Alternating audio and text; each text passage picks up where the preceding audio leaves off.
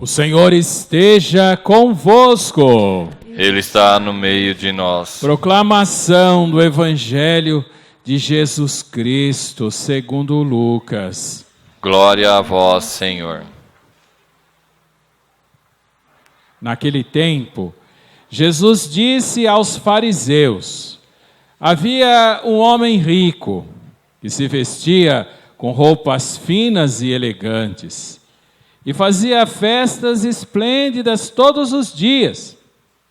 Um pobre, chamado Lázaro, cheio de feridas, estava no chão à porta do rico. Ele queria matar a fome com as sobras que caíam na mesa do rico. E, além disso, vinham os cachorros lamber suas feridas. Quando o pobre morreu, os anjos levaram-no para junto de Abraão. Morreu também o rico e foi enterrado. Na região dos mortos, no meio dos tormentos, o rico levantou os olhos e viu de longe a Abraão, com Lázaro ao seu lado. Então gritou: Pai Abraão, tem piedade de mim. Manda Lázaro molhar a ponta do dedo para me refrescar a língua, porque sofro muito nestas chamas. Mas Abraão respondeu: Filho, lembra-te que tu recebeste teus bens durante a vida, e Lázaro, por sua vez, os males. Agora, porém, ele encontra aqui consolo, e tu és atormentado. E, além disso, há um grande abismo entre nós. Por mais que alguém desejasse, não poderia passar daqui para junto de vós. Nem os daí poderiam atravessar até nós. O rico insistiu: Pai, eu te suplico, manda Lázaro à casa do meu pai, porque eu tenho 5 irmãos. Manda preveni-los para que não venham também eles para esse lugar de tormento. Mas Abraão respondeu: Eles têm Moisés e os profetas, que os escutem. O rico insistiu: Não, pai Abraão, mas se um dos mortos for até eles, certamente vão se converter. Mas Abraão lhe disse: Se não escutam a Moisés, nem os profetas, eles não acreditarão, mesmo que alguém ressuscite dos mortos.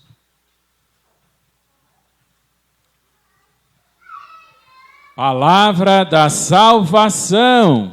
Glória a vós, Senhor. Nós sentamos um pouquinho, meus caros irmãos e irmãs, profundos ensinamentos de Jesus para nós, para as nossas vidas.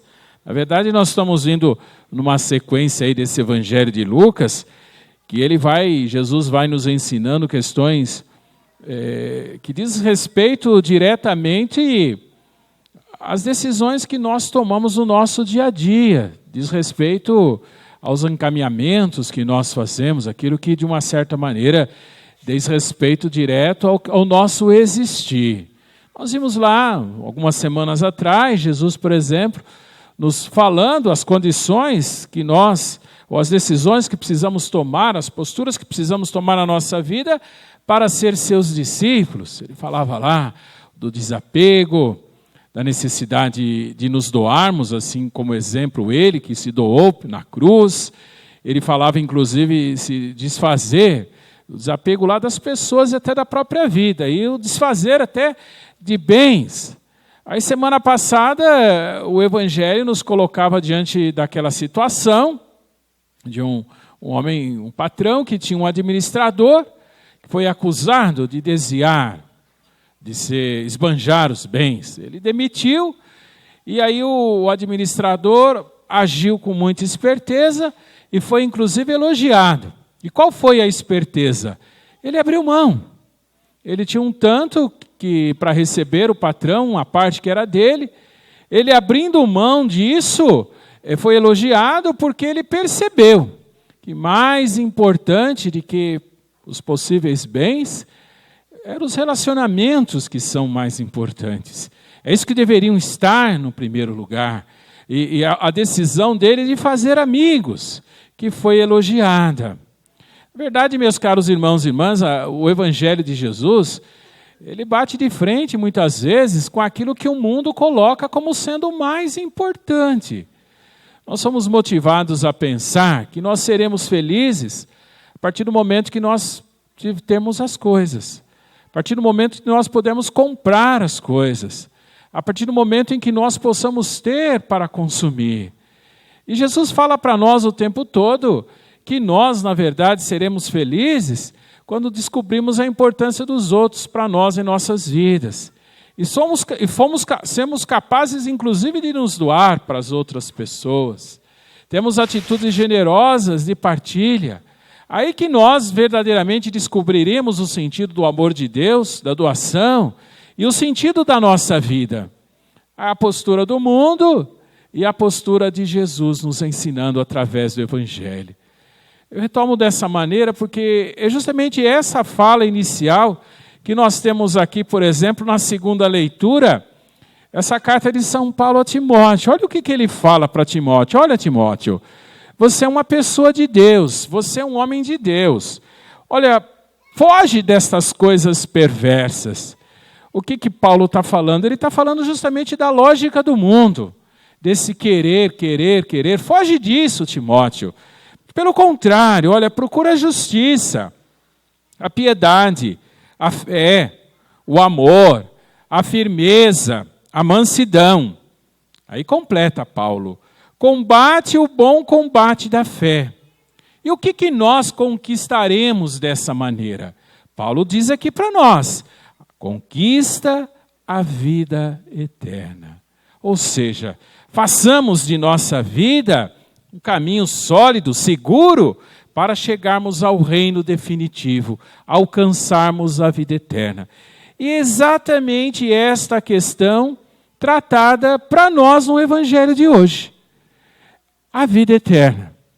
Nos ensinamentos de Jesus ali, não são fatos, pessoas, Jesus usa-se para nos ensinar. E o que diz ali o Evangelho para nós hoje? A parábola que Jesus conta. Olha, tinha uma pessoa muito rica, o texto inclusive diz ali que essa pessoa vivia de festas, ele dava festas todos os dias, diz o texto categoricamente. E tinha também um pobre, interessante que o rico ali, não tem nem nome dele. E o pobre tem até o nome, é Lázaro. Né? Tem mais detalhe do pobre que do rico. E o Lázaro vivia no portão da casa do rico, para comer o que caía da mesa, né? Ou seja, a sobra da casa do rico para saciar a sua fome. Bom, os dois morreram.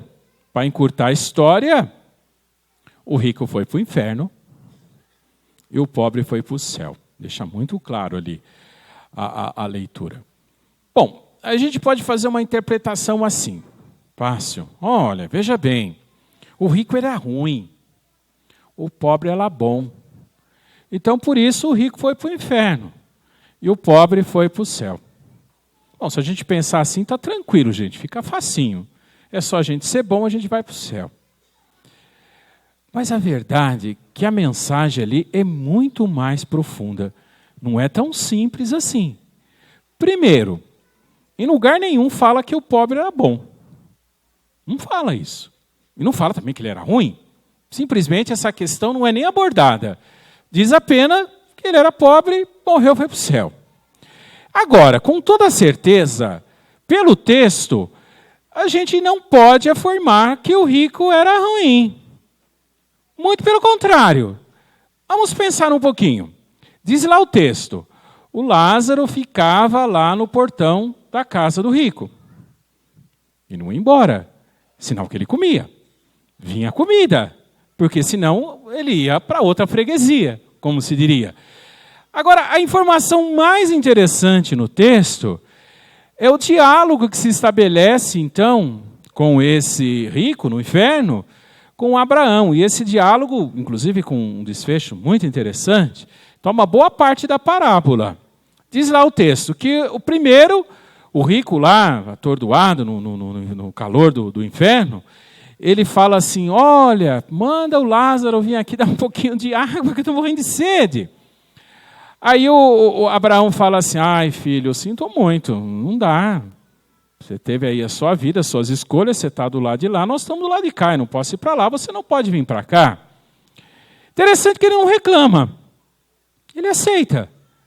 Primeiro dado significativo.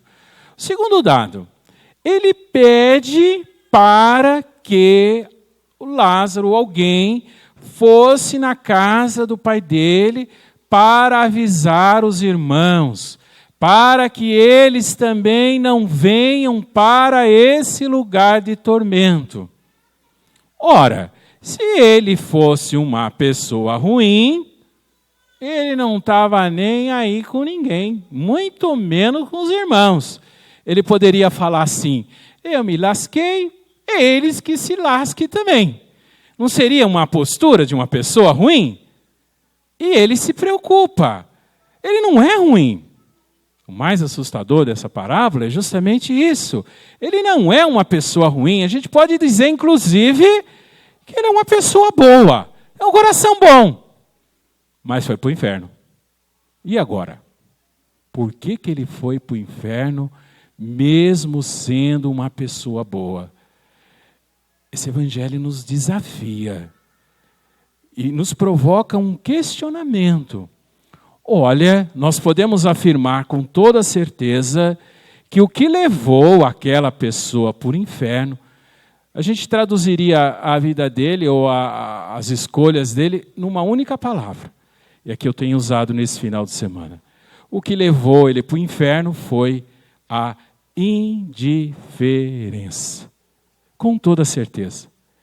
Ele tinha uma realidade desafiadora bem debaixo do seu nariz. Olha o texto. O Lázaro estava lá, mendigo, pobre, estava doente, cheio de feridas. Diz lá o texto, literalmente, os cachorros vinham lamber suas feridas. Ou seja, numa situação de extremo sofrimento. E lá o Lázaro ficou. Ou seja, ele poderia, na interpretação dessa parábola, o rico, com toda certeza ter tido uma postura diferente. E não teve. E é interessante, meus caros irmãos e irmãs, porque é aí que a coisa nos pega. Que às vezes nós temos um monte de, vou falar desculpa, mas no fundo desculpa, que justifica um monte das nossas atitudes. Ai, mas eu não tenho tempo. Nossa, pelo amor de Deus, eu estou exausto, não dá, não posso mesmo. Eu não tenho responsabilidade, mano, isso é culpa do governo, o que eu posso fazer? Ou seja, e por aí a gente consegue justificar um monte de coisa. Mas o homem foi para o inferno. Foi para o inferno que ele não foi capaz de ter algum tipo de atitude. Essa que é a questão. É verdade que a realidade do mundo é extremamente desafiadora.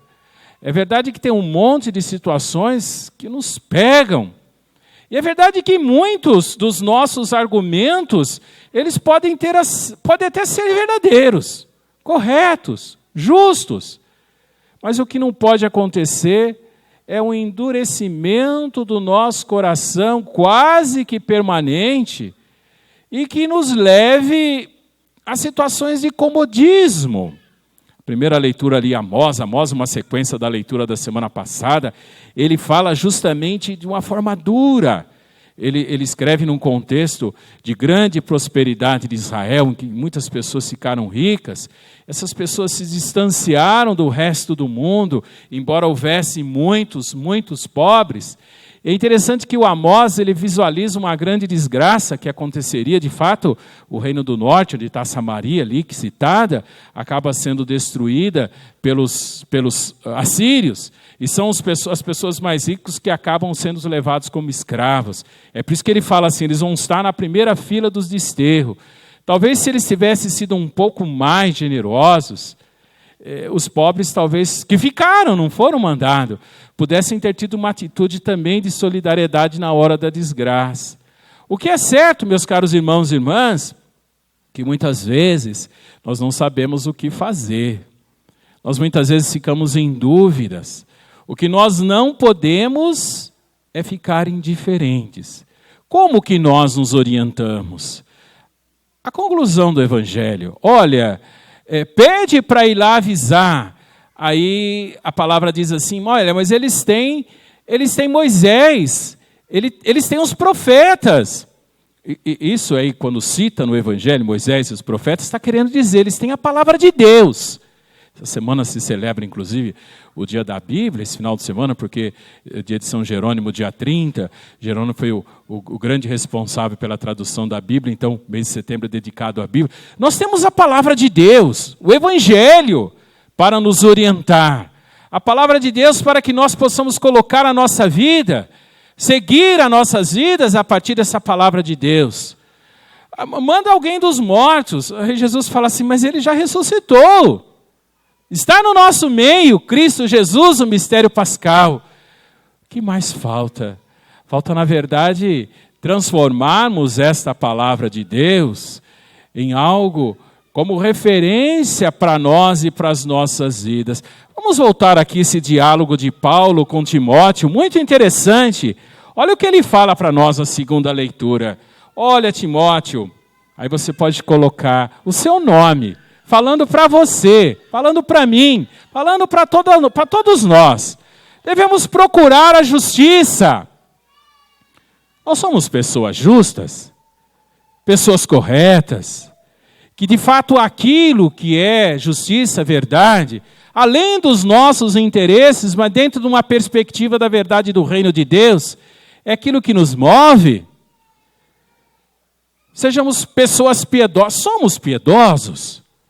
Somos pessoas de fé, nós rezamos, nós nos colocamos diante de Deus em oração, em atitude de piedade, de fé, que é a seguinte, a nossa fé é verdadeira, ou ela se abala com tudo, se abala inclusive nas dificuldades, e nós esmorecemos. Nós temos esse amor que brota do Evangelho, que transborda em Deus para nós, a ponto de que se faça presente em nossas vidas. Nós temos essa firmeza de escolher aquilo que é de Deus, mesmo que contrariando os valores do mundo. Somos pessoas determinadas nesse projeto de amor. Nós temos essa mansidão que fala Paulo, daquele verdadeiramente comprometimento com aquilo que é de Deus, que gera em nós uma verdadeira paz interior, a ponto de nós transmitirmos esta paz. Olha, nós temos a palavra, diz o Evangelho, precisamos escutá-las, precisamos trazê-las para nossas vidas, precisamos celebrar o Cristo Jesus no seu mistério pascal, que ilumina toda a nossa existência. Nós continuamos a missa no folheto para rezar.